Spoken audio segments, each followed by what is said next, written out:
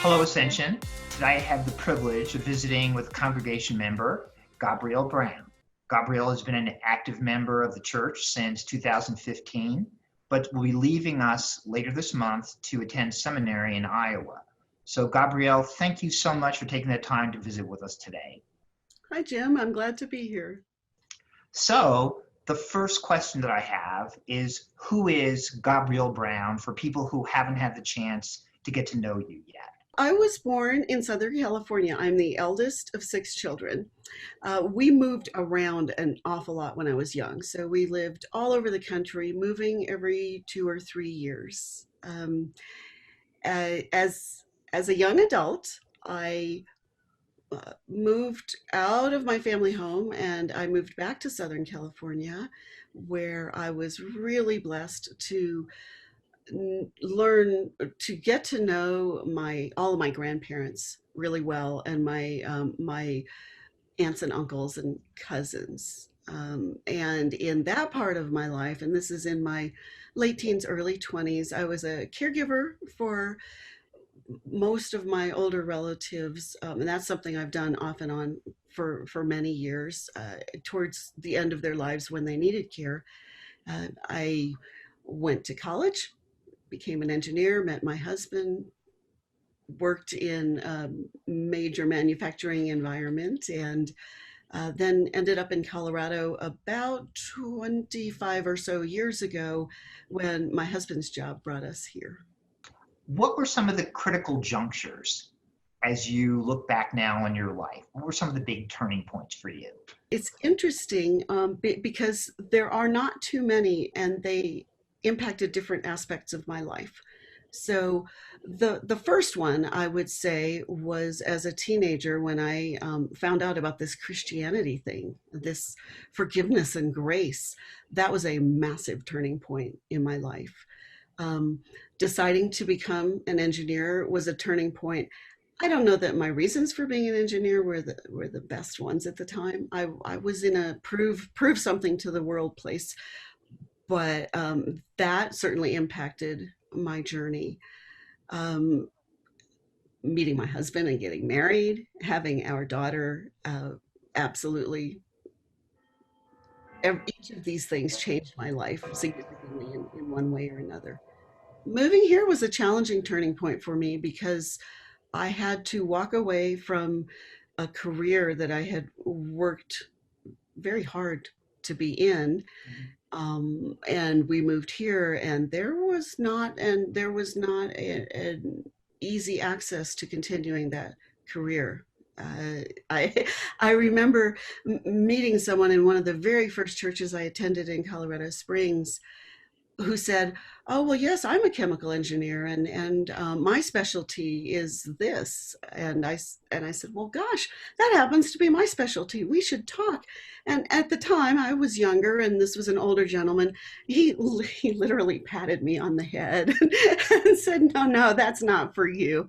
Um, so, so in that situation, my life changed career wise, and I switched from a very career focused plan to a, oh, now where I live everybody stays home and takes care of their children, and there's PTO and scouts and teams and moms being involved in that way. And that was challenging until I became a mom, and then I sort of slid into that. And it was not entirely my choice to be in that place, but then it was the right place to be at the time. I have found that some of the major turning points in my life, some of the major changes in direction, were not controlled by me. They were situations I did not have a choice in, yet they were the right place to be at the time. Well, the thing about God working in your life, I mean, we can see it now with the move towards going into the seminary at this stage in your career. So let me just backtrack for a second. And as you talked about your life, you mentioned about one of the turning points was finding forgiveness and grace. What was the role of faith as you went through life?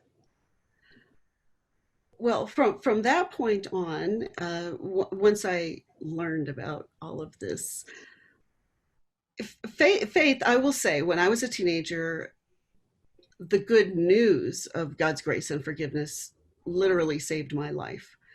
And my faith journey, like that of many others, has not been slow and steady and perfect all of the time. One thing that I have a strong understanding and I'm comfortable with now is that even when my faith wavers, or maybe I think I've got it all handled on my own, God's not turning away from me. Jesus is always there. And I have learned repeatedly through my life that if I allow myself to be in a place where I tried to go it alone, or maybe I tried to create a path that wasn't the right one, that when the time comes when I finally realize that, I really do need God in this, that God's been there all along, just waiting for me. And there's huge comfort in that, especially as I'm embarking on something that maybe isn't typical for someone at my point in life. Well, since we were talking about this now, what led you to make the decision to go into the seminary at this stage in your life? So I was first called way back when I was a teenager, but I really knew so little about Christianity and faith and church and church structure that I didn't even realize at that time that that was a call. And so I have always been involved in my church life in either leadership roles or in choirs or committees, Sunday school, VBS, and for a good portion of my life, my understanding was that really that was the role that I was limited to because I'm a girl. And there's some irony in that because I went and challenged the whole engineering hard hat, steel toed boots thing.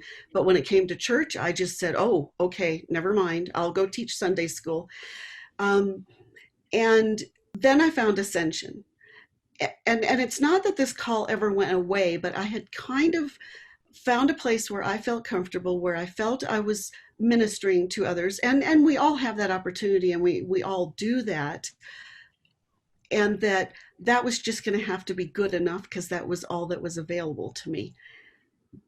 But I found myself more and more often in secular environments sneaking in sort of, I called it stealth evangelism, because obviously there are constraints we need to stay within and be appropriate. But I was a hospice volunteer for a very long time, and there were people who wanted to be able to pray or to talk about a Bible verse. And I was fortunate to be able to do that. I came to Ascension and I found myself in an environment where suddenly it became a possibility, not something that I could never look at doing. Because Ascension is an environment that really lives what we say we're doing within the ELCA, within the Christian church.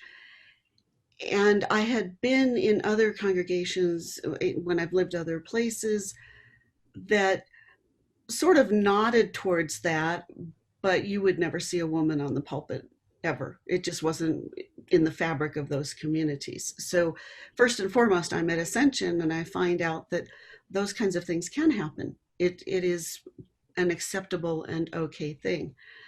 So a while back, I represented our church as a delegate at Rocky Mountain Synod annual gathering. And I found myself in conversation with a whole lot of women who were ordained, who were in rostered ministry, which was a new experience for me.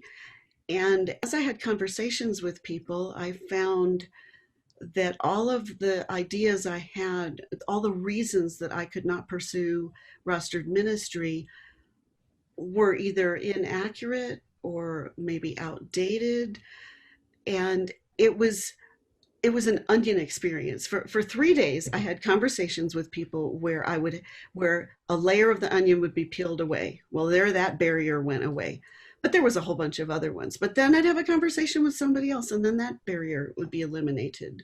That women can go to seminary, and that, in fact, plenty do. And all of these reasons that I thought I could not do this were literally obliterated in a period of about 2 days. Well, what you're doing is very, very courageous. It's daunting in some ways. You're leaving your comfort zone to embark on a third career, to do something in ministry. What is it that you're most anxious about, or have you pretty much opened yourself up to whatever challenge is there? There are so many people who have never heard this wonderful news. There are people who, for whatever reason, maybe have been hurt in the environment of organized religion or a church. And our world is broken, and there are people who need to hear this. I truly believe that when I was a teenager and heard the good news, it saved my life, and I just feel driven to be able to share this with other people like me. Honestly, I went to that church because the boy I was dating said, "Hey, want to come to church with my family on Sunday? Otherwise, I won't get to see you till next weekend." And I said, "Sure, why not?" I did not expect to sit there and have this major life-changing emotional experience. And, but I did. And I think that there are many people who might be searching, and hopefully I can help. I am so thankful that you took the time to share your thoughts with the people of Ascension here this afternoon. And from being a California girl, a mom, an engineer, and now going into a second career in the ministry, you certainly are an example for a lot of people to look at. And I know I speak for the whole community in saying we wish you well, and we really hope that you stay in touch and that we can get constant updates of Gabrielle Brown, student at the seminary. Ascension is so instrumental in my being on this path. Absolutely, that is going to happen. I cannot say how grateful I am to this community being so supportive through my discernment, and now as I get ready to head off and actually start studying. So thank you, Ascension. You're welcome. And thank you for your time this afternoon, and we wish you well, and God bless. Thanks, Jim. You as well.